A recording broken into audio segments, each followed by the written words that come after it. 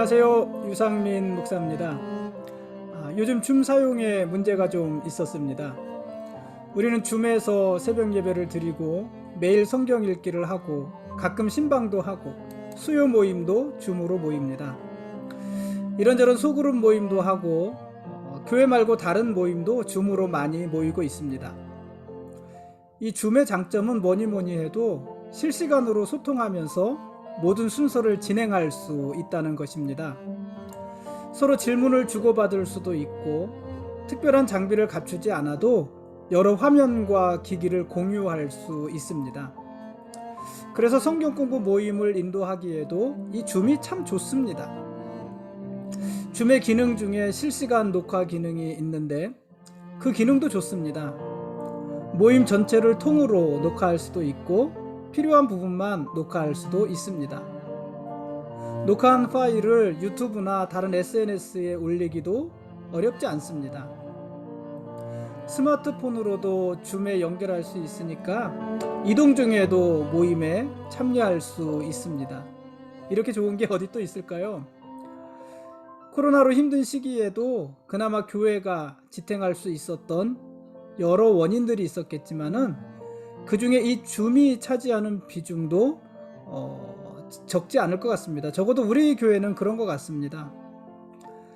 저는 코로나로 사회적 거리두기가 시작될 즈음에 우리 후배 목사님에게 줌 사용법을 배웠는데 지금까지 그 덕을 아주 톡톡히 보고 있는 셈입니다. 그래서 요즘 그 목사님을 보게 되면 제가 선생님이라고 부릅니다. 물론 농담 삼아 하는 그 호칭이지만은 그러나 제 진심이기도 합니다. 진심으로 그 목사님께 고마운 마음이 있습니다.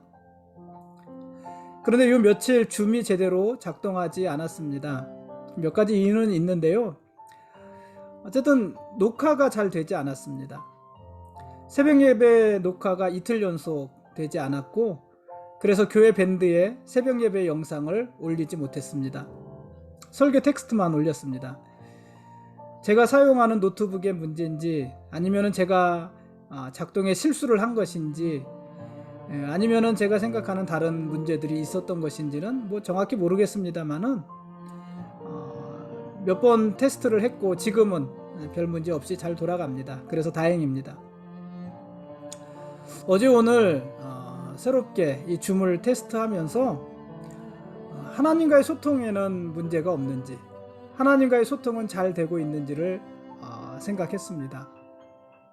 하나님과의 소통은 답답하지 않게 막힘이 없이 잘 되고 있는지 하나님의 말씀은 우리에게 잘 전달되고 있는지 우리의 기도는 또 하나님께 잘 전달되고 있는지 잘 되고 있겠죠?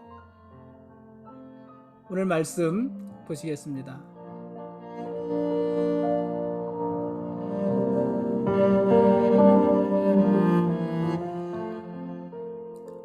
오늘 읽을 말씀은 사사기 13장부터 16장까지 말씀입니다.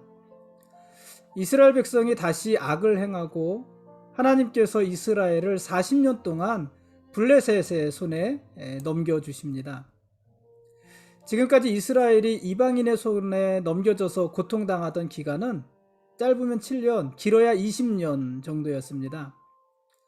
그런데 이번에는 무려 40년입니다. 다른 때에 비해서 훨씬 길지 않습니까? 2배, 3배, 뭐 4배까지도 이렇게 되지 않습니까? 이스라엘의 패역과 그것을 보는 하나님의 진노가 그만큼 심각했다는 이야기일 것입니다.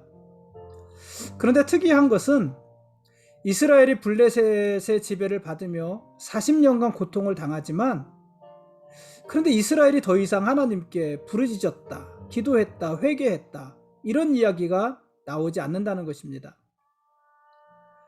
그동안 사사기의 패턴은 죄, 심판, 회개, 구원, 죄, 심판, 회개, 구원 이것이었잖아요. 이스라엘이 하나님께 죄를 지으면 하나님이 이스라엘을 심판하셨습니다. 그러면 이스라엘이 회개하면서 하나님께 부르짖었고 하나님은 그런 이스라엘을 구원해 주셨습니다. 이게 사사기의 패턴이었습니다.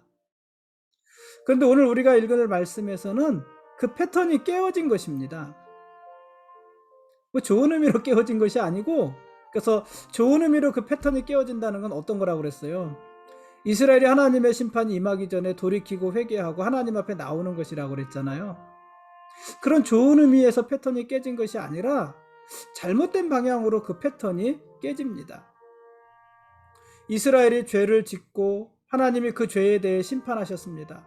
무려 40년 동안이나 블레셋의 지배를 받게 하셨습니다. 그런데 이스라엘이 하나님께 부르짖지 않았습니다. 죄, 심판, 그 다음에 와야 될 패턴의 순서가 회개인데 그 순서를 가지 않았습니다. 회개하지 않았고 하나님의 도움을 구하지도 않았습니다. 그렇게 40년, 무려 40년을 지낸 것입니다. 왜 그랬을까요? 어쩌면 이스라엘은 이미 가나안화 되고 또 블레셋화 되어서 그런 것 아닐까요? 이스라엘은 이미 가나안화 되었습니다. 가나안의 동화가 된 것입니다. 또 블레셋의 동화가 된 것입니다. 그래서 가나안의 음란한 우상 문화와 블레셋의 간섭을 받으면서도 그게 하나도 불편하지 않았던 것입니다. 죄에 익숙해지고 하나님을 떠난 삶에 익숙해진 것입니다. 그러니 어쩌면 이스라엘은요, 하나님의 심판을 받으면서도 그것이 하나님의 심판이라고 생각하지 않았는지도 모릅니다. 그러니 기도하지 않은 거지요. 부르짖지 않은 것이고 회개하지 않은 것이지요.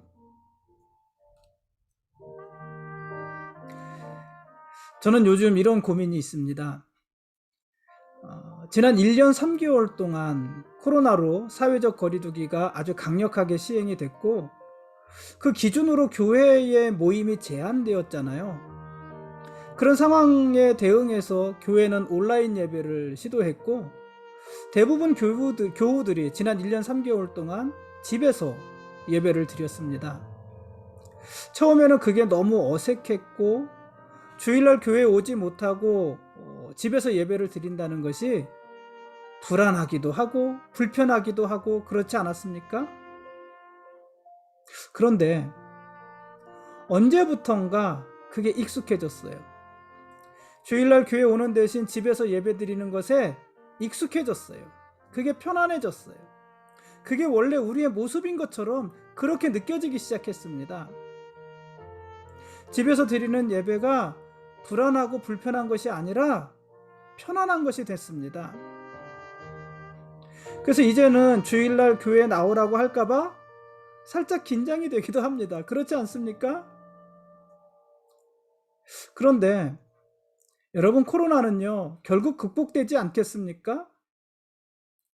교회 모임을 방해했던 그 요인은 결국 없어질 것입니다. 그리고 교회 문은 다시 열릴 것입니다. 그때 우리 교우들은 모두 기쁜 마음으로 교회에 나올까요? 코로나가 지나가고 교회 문이 다시 열렸을 때 모든 교회들은 교우들에게 주일날 교회 와서 예배 드리는 것부터 다시 처음부터 훈련을 시작해야 되는 것은 아닐까요? 저는 요즘 그런 고민을 합니다. 여러분, 죄에 익숙해지면 안 됩니다. 온라인 예배가 죄라는 것이 아닙니다. 집에서 예배를 드리는 것이 죄라는 것이 아니고 삼손 시대의 이스라엘을 말을 하는 것입니다. 자신들이 가나안화 되고 블레셋화 되어서 죄를 짓고 있는데도 하나님의 심판을 받고 있는데도 불편한 줄 모르는 그 이스라엘, 블레셋의 압제 속에서 40년을 보내면서도 하나님께 부르짖을 필요를 느끼지 않는 이스라엘, 그런 무감각함이 우리들 속에 들어오게 해서는 안 되는 것입니다. 죄가 습관이 되고, 습관이 됐다는 얘기는 뭐예요? 편해졌다는 얘기잖아요. 우리에게 죄가 그렇게 돼서는 안 되는 것입니다.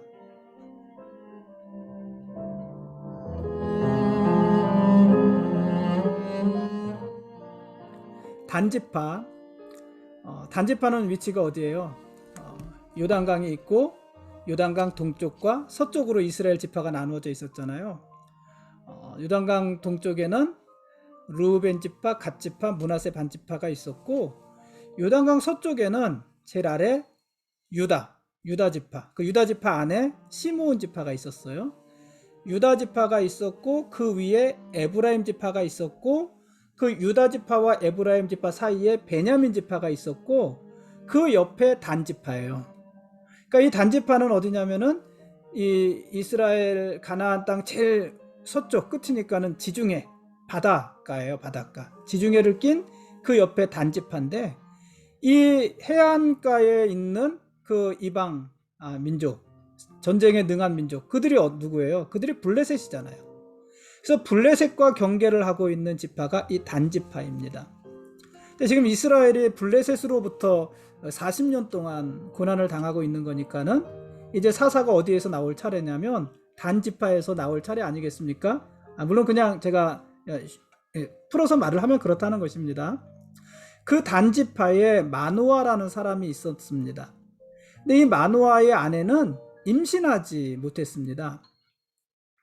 근데 어느 날 여호와의 사자가 나타나서 마노아의 아내가 임신하여 아들을 낳을 것이다, 이렇게 이야기를 했습니다.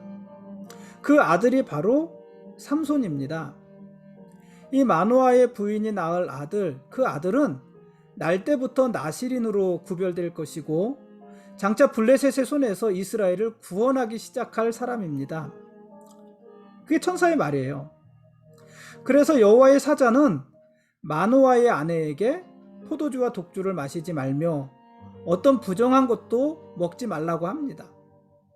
그리고 태어날 아이의 머리에는 삭도를 대지 말라, 머리를 밀지 말아라, 이렇게 말을 합니다. 이상 이 모든 것들은 나시린이 지켜야 될 규례들이잖아요.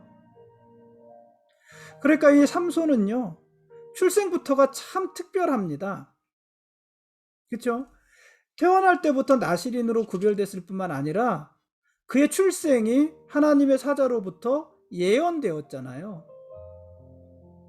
성경에 보면은 천사들이나 선지자들을 통해서 그 출생이 예고된 사람이 물론 몇 명 있습니다. 예를 들어서 여호와의 사자가 하갈에게, 아브라함의 첩이었던 하갈에게 이스마엘의 출산을 예고했죠. 또 여호와께서 사라에게 이삭을 낳을 것도 말씀하셨습니다. 열왕기하에 보면 엘리사 선지자가 수넴 여인에게 아들을 낳을 것을 예언하기도 했습니다. 신약으로 넘어오면 선지자 사가랴에게 천사가 선지자가 아니라 제사장, 대제사장이었던 사가랴에게 천사가 나타나서 사가랴의 아내가 세례요한을 낳을 것이다, 이렇게도 말씀하셨습니다. 그리고 오늘 우리가 읽을 말씀에서 여호와의 사자가 마노아의 부인에게 나타나서 삼손을 낳을 것이라고 말씀하시는 것입니다. 이 정도가 성경에서 출산이 예고된 사람들입니다. 근데 이 중에서도 삼손의 출생에 대한 이야기가 제일 길고 구체적입니다. 자연히 삼손에 대해서 큰 기대를 가지게 되지 않습니까? 이렇게 대단하게 태어난 거니까. 이 아이가 장차 자라서 어떤 놀라운 일을 할 것이고 어떻게 이스라엘을 구원해 나갈 것인가, 거기에 대한 기대를 가지게 하지 않습니까? 그런데요, 이 삼손의 삶은 기대에 미치지 못합니다. 삼손은 블레셋을 완전히 물리치지도 못합니다. 이스라엘 각 지파를 모아서 블레셋과 정식으로 대적하지도 못합니다. 우상의 우상을 섬기는 우상의 제단을 허문다거나 하는 일도 하지 않습니다. 삼손은 그저 개인적으로 블레셋 사람을 30명, 1000명, 3000명 이렇게 죽이는 것이 전부입니다. 이게 다 개인적입니다. 반면에 또 삼손은요, 하지 말아야 될 것은 아주 많이 했던 사람이기도 합니다.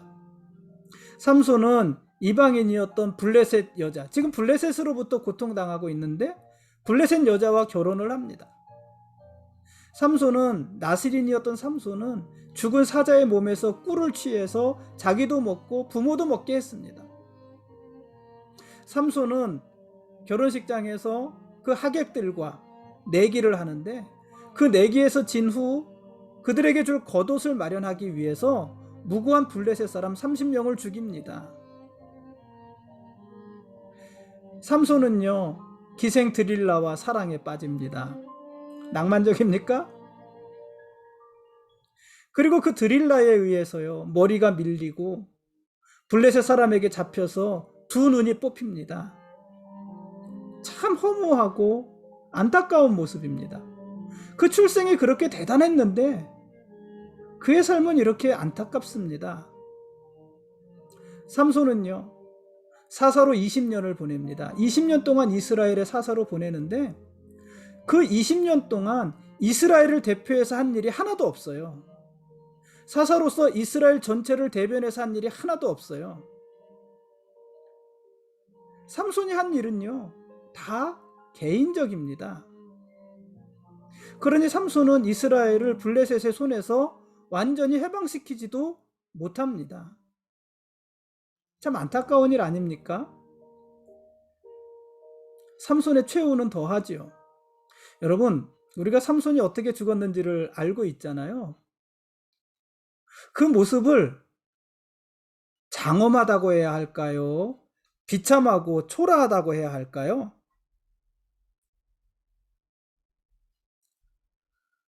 삼손은 자기를 조롱하기 위해 다곤 신전에 모인 최소한 3,000명의 사람들을 한꺼번에 죽이고 자기도 죽습니다. 그게 마지막이잖아요.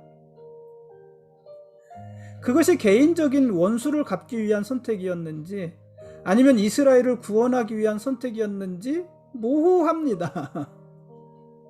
삼손이 하나님께 마지막으로 드린 기도가 그때 나오는데, 삼손의 마지막 기도는 뭐냐면은 나의 두 눈을 뺀 블레셋 사람에게 원수를 단번에 갚게 하옵소서, 이거였어요.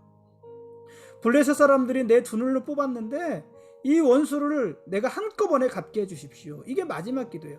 물론 그 원수를 갚는다는 것, 두 눈을 뽑혔다는 것, 이런 것이 삼손 개인이 아니라 이스라엘을 대표하는 것이다, 이렇게도 물론 해석할 수 있지만, 그렇게도 해석할 수 있지만 또 반대로 정말 너무 지극히 개인적인 그런 기도라고도 해석할 수 있지 않습니까? 그래서 그 삼손의 마지막도요, 개인적인 원수를 갚는 것이었는지 아니면 이스라엘을 구원하기 위한 것이었는지 사실 모호합니다. 그러니까 이 삼손은 마지막 죽는 순간까지, 글쎄 뭐라고 말할까요? 개인적인 삶을 살았던 사사, 이렇게 말을 할 수 있지 않을까요? 여러분, 그런데 감사한 것은요, 하나님은 그런 삼손을 통해서 이스라엘을 구원해 가셨다는 것입니다. 삼손은 부족하고 부도덕한 사람이었지만 하나님은 그런 삼손의 모든 일들을 합력해서 선을 이루게 하셨습니다. 그래서 사사기서는요, 삼손이 하는 일들을 뭐라고 말을 하냐면 여호와께로부터 나온 것이다, 이렇게 말을 해요. 그가 이방 여자와 결혼을 한 것도, 그가 드릴라와 사랑에 빠진 것도 이 일들이 모두 여호와께로부터 나온 것이다, 이렇게 평가를 합니다. 사사기 14장 4절 말씀입니다.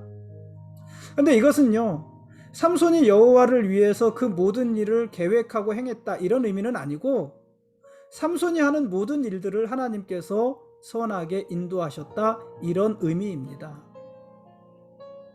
이게 이스라엘 그 사사기에 소개되는 마지막 사사, 12번째 사사 삼손의 모습입니다.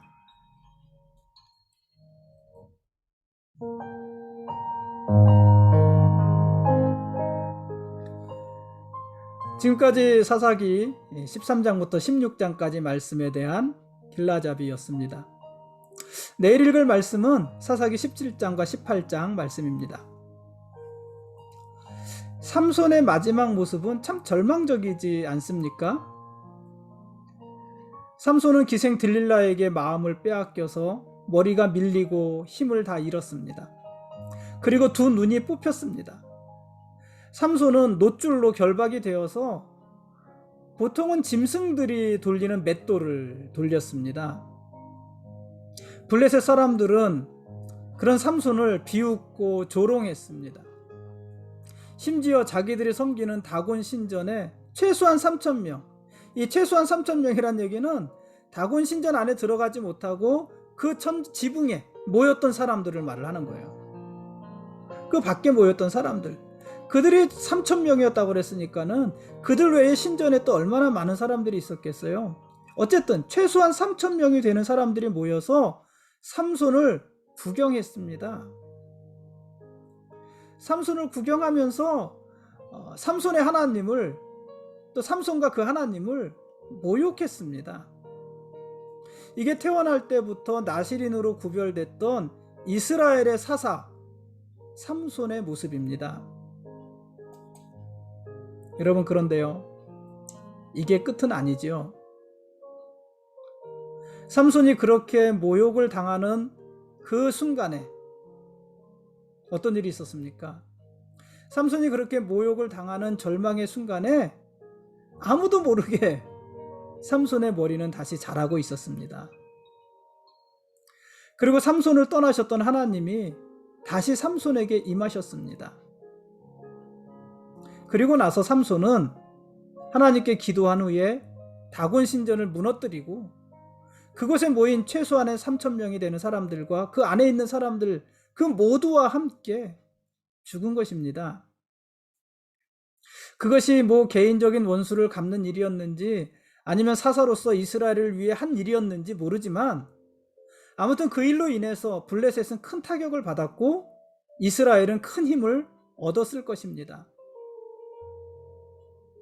여러분, 하나님은 어떤 분이십니까? 하나님은요, 우리가 다 끝났다고 생각할 때 한 번 더 기회를 주시는 분이십니다. 하나님은 삼손이 절망의 바닥에 떨어졌을 때 한 번 더 그에게 힘을 주셨습니다. 아무도 모르는 사이에 삼손의 머리는 다시 자랐고 삼손을 떠났던 힘이 삼손에게 돌아왔습니다. 그래서 삼손은 블레셋 사람들이 자기들이 섬기는 신전에서 축제를 벌이며 즐거워하는 그 순간에 그들을 심판했습니다. 하나님이 심판하신 거죠. 그러므로 여러분이 만일 어떤 일에 절망했다면 하나님의 은혜를 한 번 더 구해 보십시오. 여러분이 만일 어떤 일에 낙심해서 그 일을 포기했다면 하나님의 도우심을 한 번 더 구해 보십시오. 왜냐하면 하나님은 절망의 끝에서도 한 번 더 기회를 주시는 분이기 때문에 그렇습니다. 삼손에게만이 아닙니다. 하나님은 요나 선지자에게도 그러셨고 베드로 사도에게도 그러셨습니다. 그 외에 얼마나 많은 사람들에게 그러셨습니까? 사실 모든 사람에게 그러지 않으셨습니까? 그러니 하나님은 오늘 우리에게도 그렇게 하실 것입니다. 그러므로 여러분, 절망한 일이 있다면, 낙심한 일이 있다면, 포기한 일이 있다면 한 번 더 하나님의 은혜를 구하시고 한 번 더 하나님의 도우심을 구하시고 그렇게 한 번 더 일어서십시오. 하나님은 우리에게 그것을 도우시는 하나님이신 것입니다.